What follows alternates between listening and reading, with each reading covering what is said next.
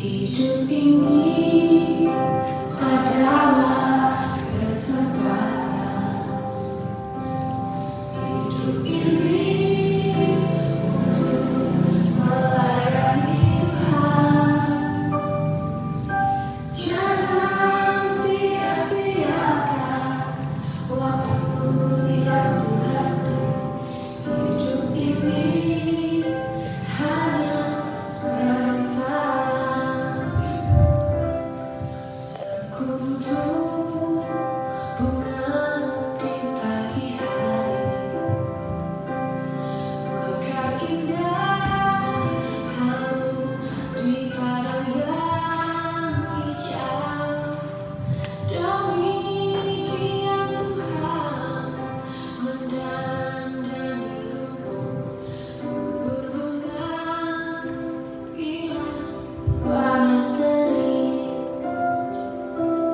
Oh Tuhan, pakailah hidupku selagi aku masih kuat.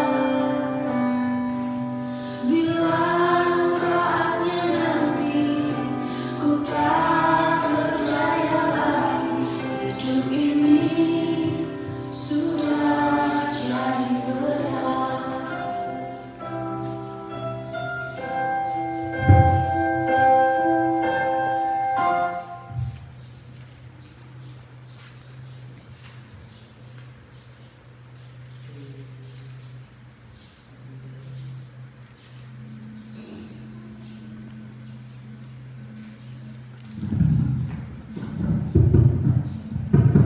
Apa sih itu Ekaristi, Bapak Ibu? Ada yang sudah tahu Ekaristi? Semuanya dipersilakan untuk duduk. Apa sudah tahu apa itu Ekaristi? Belum? Baik, di sini Ekaristi adalah perayaan suci yang memuliakan Allah melalui pengorbanan Yesus Kristus yang hadir dalam bentuk roti dan anggur. Roti dan anggur itu melalui doa konsekrasi, yaitu berubah menjadi tubuh dan darah Kristus. Ekaristi adalah sumber dan puncak hidup iman umat Katolik.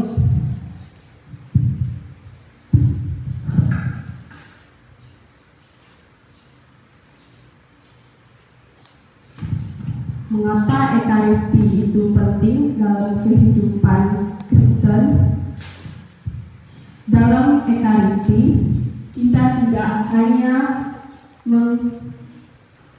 mengenal pengorbanan Kristus, tetapi juga menerima Kristus yang hidup.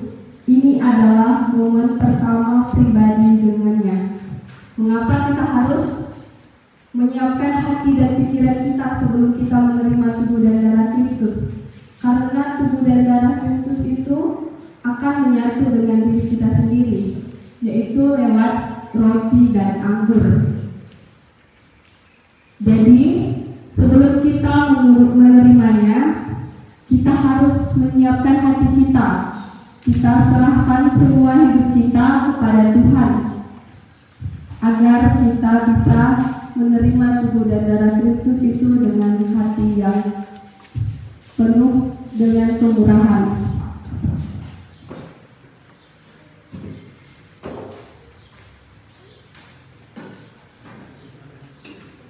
Mengapa sih makna Ekaristi itu menjadi makna pengorbanan?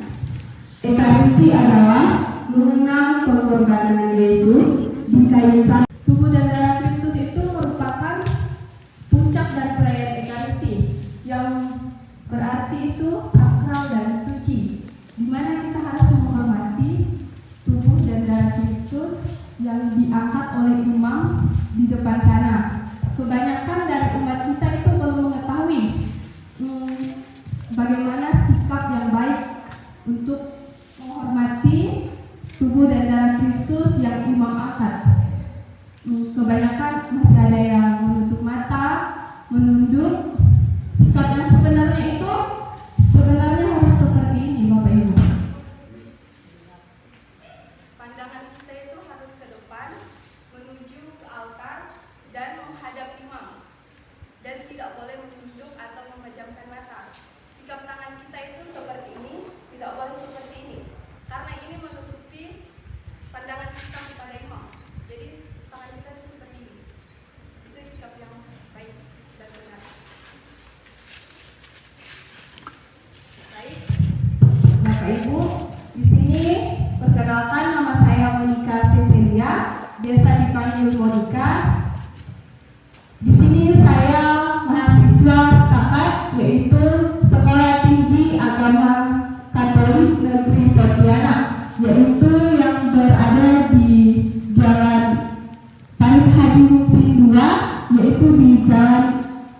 Sungai Raya Dalam. Saya di sini memenuhi mata kuliah katekesi umat, yaitu semester akhir. Mohon bantuan Bapak Ibu untuk berpartisipasi dalam katekesi saya pada hari ini, yaitu dengan tema makna perayaan Ekaristi. Ekaristi berasal dari kata ekaristen yang berarti ucapan terima kasih kepada Allah. Ekaristi dapat dipahami sebagai kurban pujian dan syukur kepada Allah atas kebaikannya di dalam segala sesuatu. Kurban pujian ini dinaikkan oleh gereja kepada Bapa melalui Kristus. Oleh Kristus bersama Dia dan untuk diterima di dalam Ekaristi.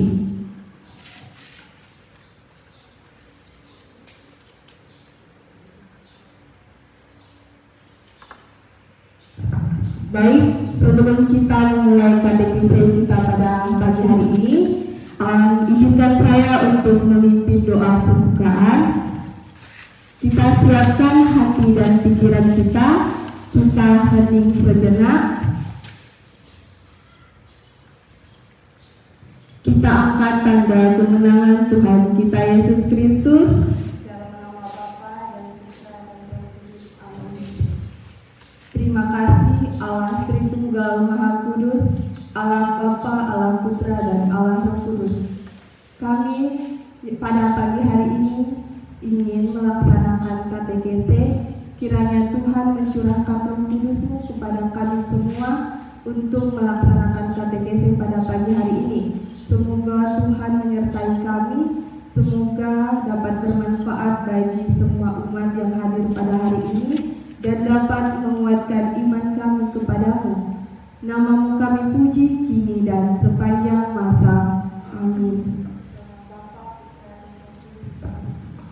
Sebelum kita memulai katekesi pada hari ini, supaya tidak bosan dengan materi yang saya sampaikan, kita pemanasan terlebih dahulu. Semua umat dipersilakan untuk berdiri. Mungkin sudah ada yang tahu lagunya. Pertanyaan, apa makna perayaan Ekaristi? Tadi kita sudah mendengar penjelasan bahwa perayaan Ekaristi adalah puncak dari Ekaristi itu. Kita mengadakan mempersembahkan tubuh dan darah Kristus yang kita terima dalam perayaan Ekaristi yang menghadirkan Yesus sendiri. Maka kita dipersatukan bersama umat untuk menerima tubuh dan darah Kristus dalam perayaan Ekaristi atau komuni. Mungkin seperti itu penjelasannya mengenai makna perayaan Ekaristi. Maka kita harus memiliki semangat, sikap, hormat dalam menerima komuni. Tadi juga sudah dijelaskan ketika imam mengangkat hosti atau tubuh Yesus sendiri, sikap kita tidak menunduk, tidak berdiam, tetapi kita melihat, memandang. Itu yang benar. Nah, jadi seperti itu. Terima kasih. Baik, terima kasih untuk partisipasinya kepada Ekaristi. Mungkin Bapak Ibu ada yang ingin bersharing lagi mengenai hidup Kristiani setelah menerima Ekaristi.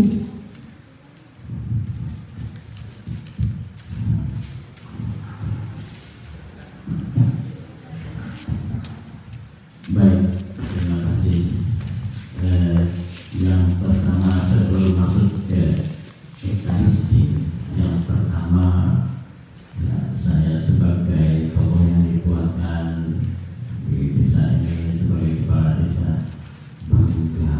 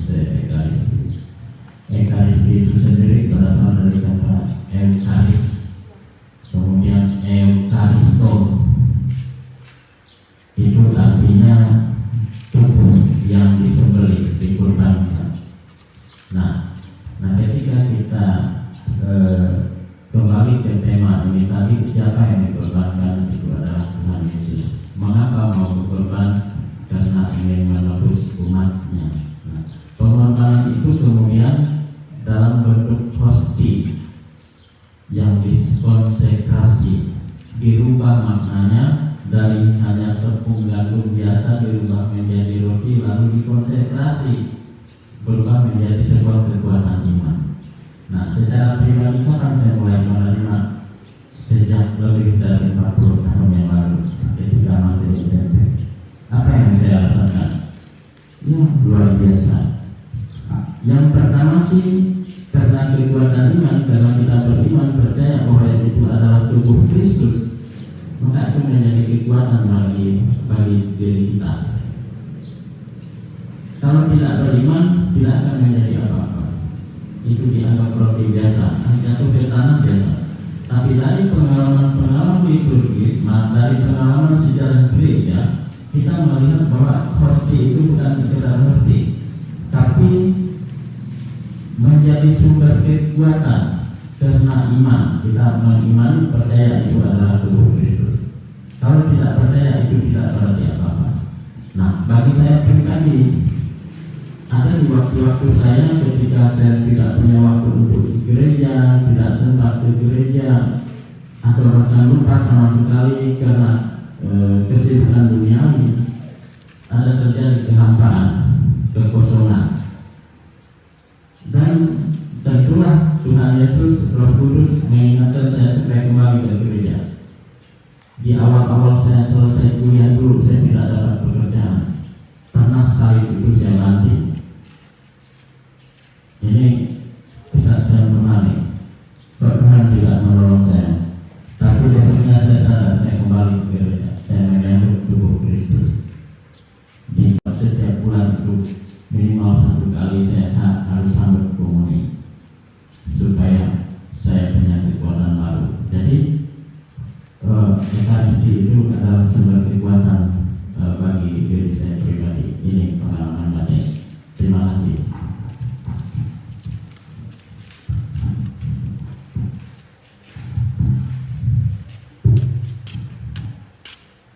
Baik, terima kasih kepada Bapak yang telah bersharing tentang pengalaman pribadinya.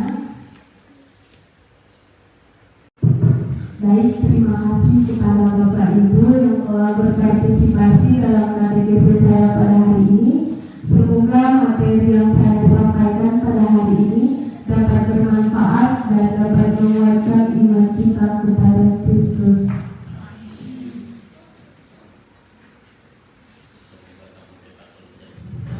Sebelum kita menutup dengan doa penutup, dipersilakan kepada umat untuk berdiri lagi.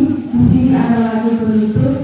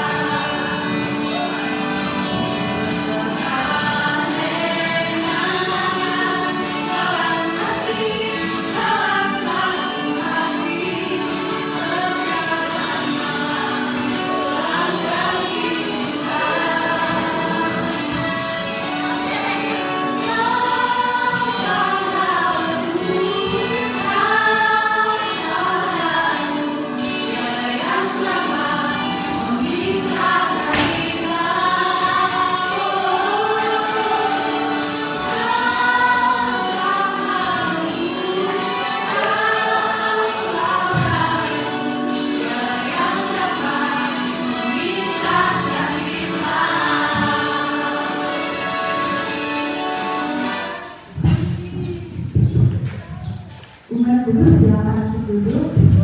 Kepada Bapak Ibu untuk partisipasinya kepada saya dalam tugas akhir semester saya pada hari ini sudah berjalan lancar. Semoga Bapak Ibu semua Tuhan Yesus memberkati. Di sini saya tidak menggarami air laut, tetapi di sini kita sama-sama untuk belajar. Saya masih belajar dan Bapak Ibu juga belajar. Jadi jika ada kata salah yang saya ucapkan, saya mohon maaf. Sekali lagi terima kasih. Mungkin di sini Bapak Ibu ada yang ingin memimpin doa penutup.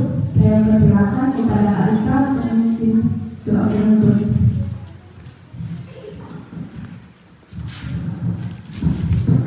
Baik, terima kasih atas waktu dan kesempatannya. Mari kita tutup kegiatan KTKC kita pada pagi hari ini dengan doa penutup. Mari kita ambil sikap berdoa.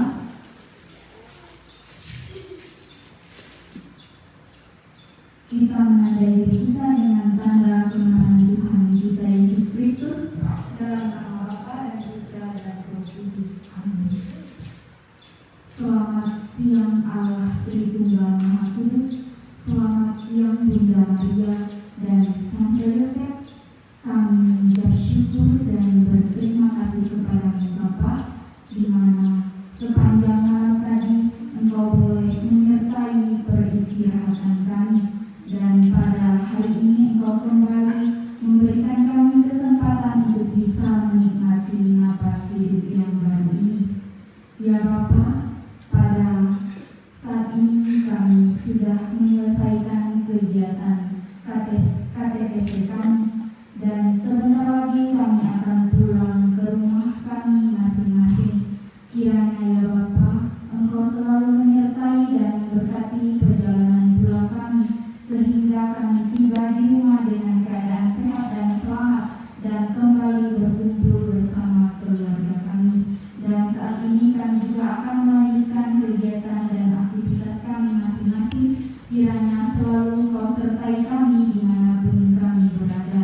Dan ya Bapa, kami juga berdoa secara khusus hari ini adik kami Monik yang telah memberikan kami KTKC di stasi Benoa ini. Kiranya ya Bapa, segala pendidikannya Engkau lancarkan, segala tugas yang ia kerjakan selalu diberikan nilai-nilai yang tertinggi oleh para dosen, dan bisa tuntas dalam materi yang ia berikan, yang ia kerjakan pada hari ini ya Tuhan. Dan Kau lancarkan selalu segala pendidikannya, segala tugas-tugasnya yang ia kerjakan